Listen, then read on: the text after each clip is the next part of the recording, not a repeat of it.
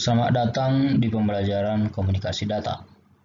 Pada kali ini kita akan membahas tentang overview dari data communication and networking. Adapun capaian yang harus dimiliki oleh mahasiswa ya dalam pembelajaran ini, yang pertama harus mampu mendeskripsikan konsep dari sistem komunikasi data ya. Kemudian mahasiswa juga harus mampu menjelaskan komponen-komponen apa saja yang terlibat dalam komunikasi data, kemudian bagaimana data direpresentasikan, kemudian flow data ya dari sender ke receiver. Nah, kemudian di sisi networking ya atau jaringan, mahasiswa nanti harus mampu menjelaskan konsep LAN dan WAN ya, local area network ataupun WAN, wide area network, atau bisa dikatakan dengan remote network. Kemudian bagaimana sistem distribusi proses ya, sistem distribusi proses yang berlangsung di dalam jaringan. Kemudian kriteria apa saja yang terlibat di dalam jaringan. Kemudian strukturnya bisa berupa topologi yang digunakan di dalam jaringan tersebut. Jadi semua ini harus mampu nanti kalian jelaskan setelah mempelajari data komunikasi. Di dalam komunikasi data, kita perlu melakukan share information. Share information ini bisa bersifat lokal atau remote. Ya, dikatakan lokal, ya, misalnya face to face share information dari individu yang satu ke individu yang lain tanpa melalui perangkat ya. Dikatakan remote ya, remote communication, maka ini karena memiliki distance atau jarak tertentu ya yang tidak memungkinkan untuk melakukan face to face communication. Nah, misalnya telecommunication seperti telepon, telegraf, televisi. Nah, mereka ini tidak bisa menggunakan media face to face karena dipengaruhi oleh jarak atau distance. Nah, di dalam jaringan lokal dan remote ini juga terjadi ya. Misalnya untuk jaringan lokal ya, di dalam satu jaringan yang sama, maka akan terjadi communication juga ya, memiliki network portion yang sama. Jika dia remote, penyampaian informasi akan melalui gateway ya, gateway terhadap jaringan lain ya. Kemudian informasi yang ditransfer atau yang dikirimkan itu berupa data ya, berupa data, dan setiap party harus benar-benar setuju atau mempunyai protokol yang sama agar data itu bisa terhubung atau tertransfer ya. Komunikasi data berarti adanya pertukaran data antar dua device melalui media transmisi, misalnya wire kabel atau wireless menggunakan gelombang radio. Komunikasi devices ya atau perangkat komunikasi ya terdiri dari sistem komunikasi, yang artinya sistem komunikasi adanya hardware dan software. Misalnya komputer kita ya, kita menggunakan komputer kita sebagai media komunikasi, maka harus ada software di dalamnya, kemudian ada physical equipment yang mendukung agar terjadinya komunikasi data. Komunikasi data dikatakan efektif ya apabila memenuhi 4 karakteristik dasar ini. Yang pertama ada pengiriman atau delivery. Nah, pengiriman tentu harus sesuai dengan tujuan yang telah ditetapkan ya. Kemudian ada akurasi ya, data yang dikirimkan harus benar-benar akurat, artinya terhindar dari error ya. Misalnya ketika data dikirimkan dari sisi sender ya ke receiver. Nah, di sisi receiver nanti ya di sisi receiver akan ada koreksi terhadap data yang dikirimkan, data yang masuk, ya. Kemudian apabila data, ya, masih memiliki error yang banyak yang tidak bisa ditoleransi, maka otomatis data tidak akan berguna, ya, data tidak akan berguna. Kemudian timeliness atau ketepatan waktu. Nah, ini juga sangat mempengaruhi bagaimana efektivitas dari komunikasi data. Apabila di dalam timeliness atau ketepatan waktu pengiriman tidak sesuai, ya, dengan waktu yang diharapkan, maka otomatis data juga tidak akan berguna, ya, karena adanya keterlambatan pengiriman paket, ya. Kemudian ada jitter, ya.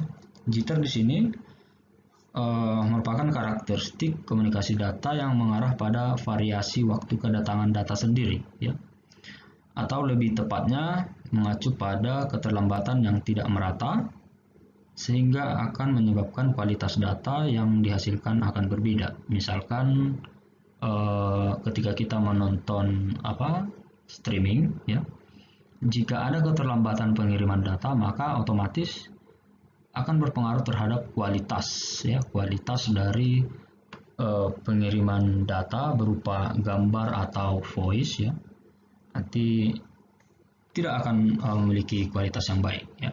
Jadi ada 4 karakteristik utama. Yang pertama delivery, akurasi, timeliness, kemudian jitter. Nah, dikatakan komunikasi data itu berjalan dengan baik, yaitu harus memiliki setidaknya 5 komponen ini, ya.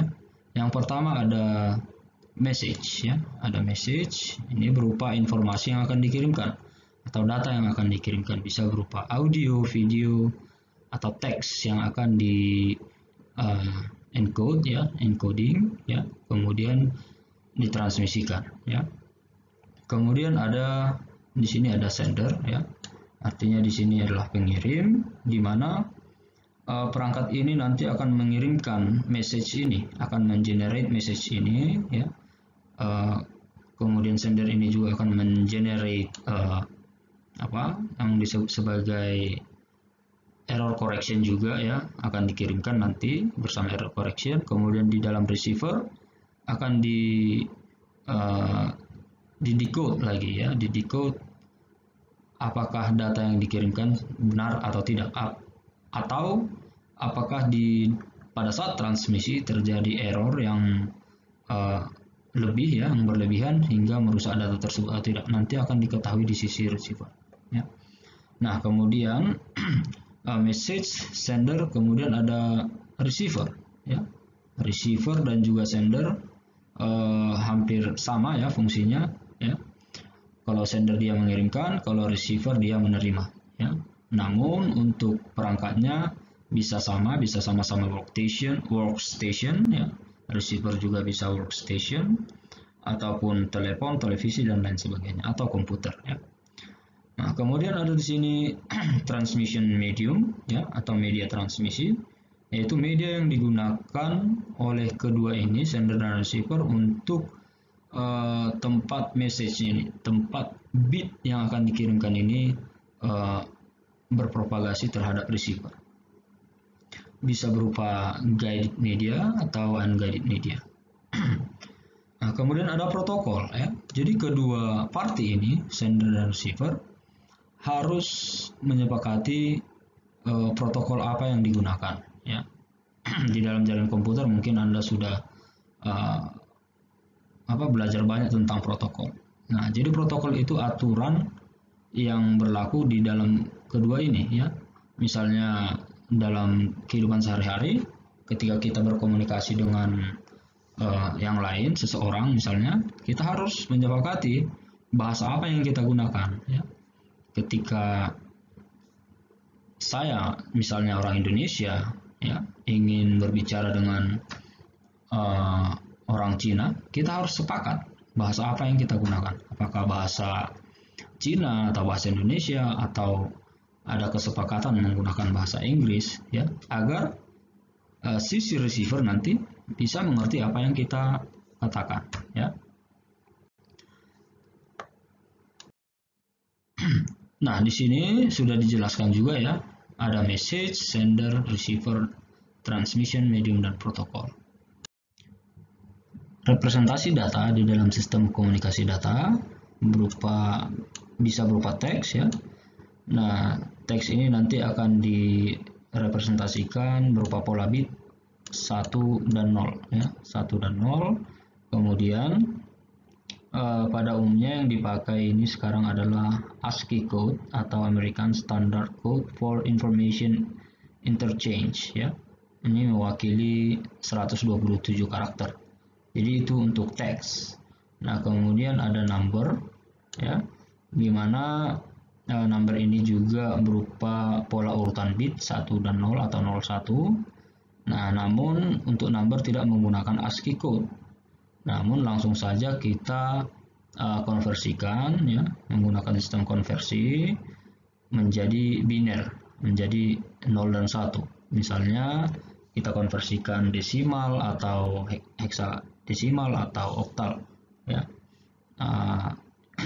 Nanti untuk mempermudahkan di dalam perhitungan di dalam operasi aritmatika. Nah, kemudian di sini ada image atau gambar ya. Gambar juga direpresentasikan oleh urutan bit 1 dan 0 ya. Nah, dalam bentuk yang paling mudah ya, sebuah gambar ini pasti terdiri dari matriks yang terdiri dari piksel ya. Jadi untuk gambar terdiri dari piksel, di mana nanti setiap piksel ya representasinya sebuah titik terkecil dalam sebuah gambar ya. Jadi sebuah titik terkecil ya, itu disebut sebagai piksel. Nah, kemudian misalnya kita memiliki gambar hitam putih ya. Jadi di dalam gambar hitam putih ini akan kita punya dua titik, titik putih dan titik hitam. Misalnya titik hitam adalah direpresentasikan sebagai 1, kemudian misalkan titik hitam 1, titik putih 0 ya. Maka untuk gambar hitam putih ya bisa mewakili piksel 0 dan 1 saja ya. Kemudian misalnya untuk warna lain, misalkan grayscale ya. Nah, kita menggunakan perpaduan 2 bit, misalkan ada 00, 01, 10, kemudian 11. Nah, untuk 00 sendiri misalkan warna hitam ya. Kemudian misalkan untuk yang abu-abu gelap ya, abu-abu gelap misalkan 01 ya. Kemudian yang ketiga ada abu-abu muda ya, abu-abu muda misalkan 10. Kemudian putih diwakili oleh 11 ya. Nah, berbeda lagi dengan misalkan ada metode RGB ya, RGB atau red, green, blue ya. Atau metode yang lainnya lagi seperti ada YCM atau yellow, cyan, dan magenta ya. Jadi mempunyai representasi yang berbeda lagi ya. Misalkan untuk warna yang lain bisa diwakili oleh 3 bit ya. Jadi ada perpaduan 3 bit yang nantinya berarti ada sekitar 8 ya, ada 8. Nah, kemudian ada audio ya. Jadi audio ini merupakan rekaman ya atau penyiaran dari suara atau musik ya. Nah, kemudian ini berbeda dengan teks angka ya, teks, number atau gambar ya. Ini sifatnya audio ini continue ya. Jadi dalam nanti kita akan bahas apa yang disebut sebagai continue dan apa yang disebut sebagai discrete ya. Kalau continue dia secara berkesinambungan akan mengalirkan data terus-menerus. Ketika ada jeda, maka suara ini ya, bagaimana kita mendeskripsikan suara yang memiliki jeda ya, apalagi memiliki jeda yang panjang ya, kita mungkin sulit untuk mengartikannya. Nah, kemudian ada video ya. Video ini juga bersifat kontinu sama seperti audio ya. Namun video ini bisa berupa rekaman atau siaran dari sebuah gambar atau film ya. Nah, itu untuk representasi data. Jadi bisa berupa teks, number, image, kemudian audio dan video. Nah, di sini kita lihat ada data flow dari komunikasi data. Yang pertama ada simplex. Nah, mungkin kita sudah mengetahui ini ya. Simplex ini komunikasi hanya bisa terjadi untuk satu arah saja. Misalkan ini A ya. Ini B. Misalkan direction of data mengarah ke B ya. Jadi yang hanya bisa mengirimkan data adalah si A ya. Sedangkan si B hanya bisa menerima ya. Si B tidak akan bisa mengirimkan data balik ke si A ya. Misalnya apa? Misalnya keyboard ya. Keyboard ya kita hanya bisa melakukan input saja ya. Sedangkan monitor hanya dapat menerima output ya. Jadi itu untuk contoh dari simplex. Nah, kemudian ada half duplex. Nah, di sini untuk half duplex, masing-masing ini terminal ini atau stasiun berfungsi sebagai pengirim ataupun penerima. Jadi ini misalkan A, ya, di sini B. Si A bisa mengirimkan data ke si B, ya. Begitu juga si B bisa mengirimkan data ke si A. Namun di sini tidak akan bisa pengiriman dilakukan dalam waktu yang sama ya. Ketika perangkat tersebut dalam mode mengirim, maka dia tidak dapat menerima. Dan begitu juga sebaliknya. Misalkan si A ketika dia mengirim, artinya dalam waktu yang sama dia tidak akan bisa menerima ya. Atau sebaliknya si B juga demikian. Nah, itu disebut sebagai half duplex. Contohnya ini adalah HT atau handy talkie yang sering digunakan oleh security dalam berkomunikasi. Nah, kemudian ada yang disebut sebagai full duplex ya. Full duplex ini masing-masing terminal atau stasiun bisa berfungsi sebagai pengirim atau penerima dalam waktu yang bersamaan. Nah, contohnya jaringan telepon. Jadi ketika si A mengirimkan pesan berupa teks atau audio dan lain sebagainya, di dalam satu waktu si A juga akan bisa menerima data dari misalkan dari B. Begitu juga sebaliknya. Misalnya adalah jaringan telepon ya, yang sering kita gunakan ya, bisa memiliki komunikasi dua arah. Kriteria jaringan juga akan mempengaruhi sistem komunikasi data. Jaringan komputer merupakan satu bentuk implementasi dari komunikasi data ya. Nah, untuk prinsip dasarnya ya, dalam komunikasi data bahwa data yang dikirim ke sisi penerima ya, ke tujuan harus dilakukan dalam waktu yang secepat mungkin. Nah, untuk mencapai tujuan tersebut, maka jaringan komputer pun harus memiliki setidaknya 3 kriteria ini. Ada performance, reliability, kemudian security. Ya, misalnya untuk performance ya. Nah, untuk performance ini nanti akan dipengaruhi oleh berbagai jenis ya, misalnya jumlah pengguna ya atau jumlah user. Ketika banyaknya pengguna jaringan pada saat yang bersamaan, nanti akan mempengaruhi respon time ya, respon time di dalam jaringan. Kemudian akan mempengaruhi traffic yang terjadi ya, trafficnya misalkan traffic yang besar ya. Kemudian jenis media transmisi juga akan mempengaruhi performance ya. Misalnya kita menggunakan media guided atau unguided media ya, akan mempengaruhi performance.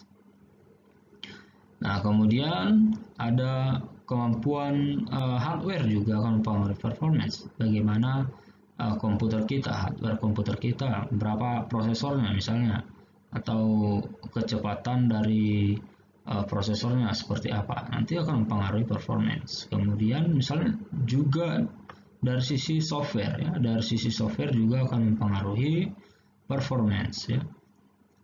Misalnya di sini apakah software yang kita miliki benar-benar mendukung dalam pengiriman data ya. Kemudian dari segi reliability-nya ya. Nah, dalam rangka menjamin akurasi pengiriman data ya, reliabilitas jaringan dapat dilihat melalui seberapa seringnya kegagalan pengiriman data atau frequency failure namanya ya. Seberapa seringnya frequency failure ini terjadi. Nah, di sini waktu yang dibutuhkan untuk proses recover ya setelah terjadi kegagalan atau recovery time. Kemudian antisipasi jaringan terhadap kejadian di luar sistem ya.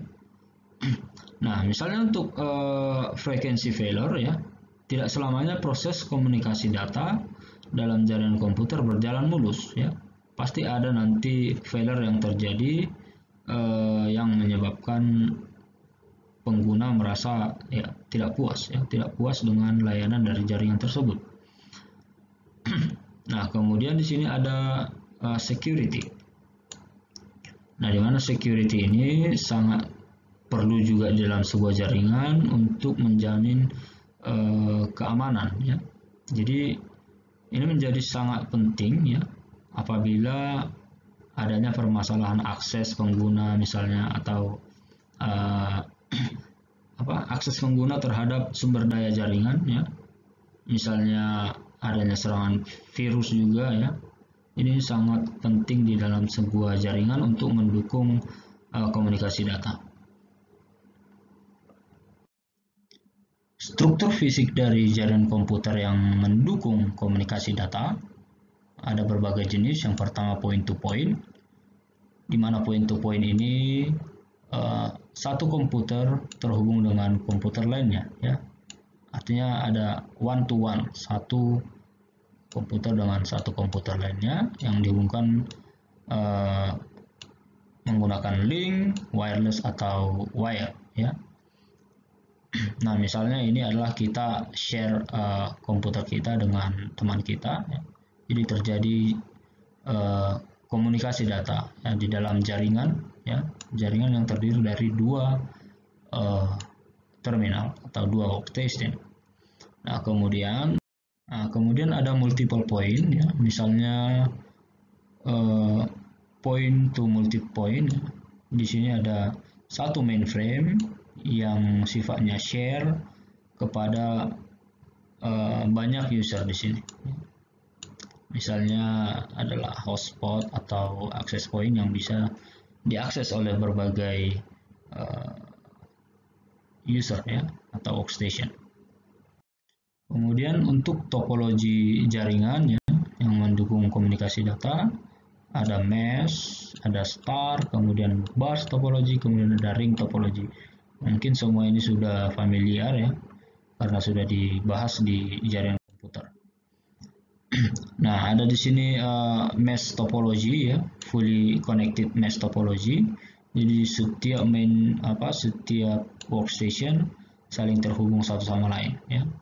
Misalkan ini terhubung 1, 2, 3, 4, 5 ya. Jadi untuk komputer yang satu akan memiliki koneksi dedicated terhadap komputer 2, 3, 4, 5, kemudian 2 juga demikian.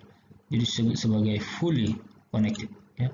Setiap every single computer connected terhadap semua komputer yang ada dalam jaringan tersebut.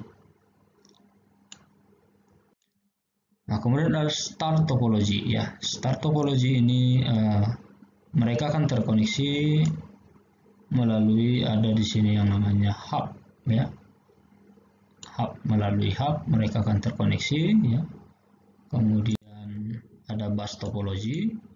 Bus topology ini memiliki satu backbone ya, satu kabel utama, dan setiap workstation ya memiliki drop line agar bisa terkoneksi kepada backbone, ya. Jadi nanti setiap informasi bisa diterima oleh every workstation di sini. Kemudian ada di sini kabel N, ya, ada di sini terminalnya untuk mencegah kebocoran data, ya, dari backbone-nya nih, ya. Nah, kemudian ada ring topology, ya. Ini akan membentuk seperti sebuah cincin yang akan terhubung, ya, akan terhubung. Namun ketika satu putus, ya, maka jaringan akan putus secara keseluruhan, ya. Jadi tidak akan ada data atau komunikasi data lagi ketika satu putus. Nah, kemudian jenis-jenis dari network, ya, ada LAN, local area network, kemudian ada metropolitan area network, kemudian ada wide area network. Nah, di sini untuk local area network, sebuah jaringan lokal, misalnya single building, ya. Kemudian ada multiple building yang memiliki backbone satu, ya. Backbone satu ini akan menghubungkan semua building ini, ya. Nah, bisa juga dimanipulasi lagi, ya. Untuk setiap building bisa memiliki topologi yang berbeda. Di sini ada topologi bus, ya. Ini juga merupakan topologi bus. Kemudian ada ring topologi, kemudian ada star topologi. Jadi bisa dibuat ke dalam berbagai topologi untuk multiple building LAN. Jadi tergantung konfigurasinya nanti. Nah, kemudian untuk wide area network, ya. Wide area network bisa saja kita lakukan point to point untuk mendukung komunikasi data, ya. Misalkan kita memiliki perusahaan di kota A, ya. Kemudian kota B, ya, yang memiliki, tentu jelas, ya, mempunyai network yang berbeda, jaringan yang berbeda, ya. Nah, ini bisa kita hubungkan, ya. Kita bisa hubungkan melalui medium, misalkan menggunakan fiber optik biar lebih cepat, ya, transmisinya. Nah, kemudian dalam WAN ini juga ada switch, ya, ada switch. Switch ini juga bisa digunakan untuk menghubungkan berbagai network, ya. Bisa di dalam jaringan yang sama atau bisa berada di luar jaringan, juga bisa menggunakan switch. Nah, ini bisa juga mendukung untuk komunikasi data. Kemudian ada internetwork, ya. Internetwork misalkan di sini kita mempunyai router, ya, R1, kemudian ada router 2, saling terhubung, artinya memiliki misalnya berada di kota yang berbeda juga, ya. Jadi untuk router 1 ini adalah gateway-nya jaringan LAN ini, ya. Kemudian untuk router 2 ini adalah gateway-nya East Coast Office atau LAN East Coast Office, ya, East Coast Office. Jadi agar dia terhubung ke jaringan yang lain, maka harus melalui gateway ini, ya. Tidak bisa langsung komputer di sini, ya, langsung melakukan komunikasi terhadap komputer ini, tapi harus melalui router, melalui gateway. Mungkin ini sudah lebih jelas di dalam jaringan komputer. Nah, kemudian internet, ya. Jadi internet ini juga akan mendukung komunikasi data, ya. Jadi ada backbone, banyak backbone yang ada di dalam internet kita, ya. Nah, setiap backbone ini akan terhubung dengan provider, ya. Ada provider, jaringan provider. Kemudian setiap provider akan memiliki customer network. Kemudian setiap customer network akan memiliki berbagai jenis atau berbagai macam device yang terkoneksi ke customer network, ya. Nah, untuk komunikasi data juga bisa menggunakan telepon network ya. Ada dial-up service, kemudian DSL, kemudian using cable network juga ya, atau menggunakan wireless ya, atau direct connection to the internet ya.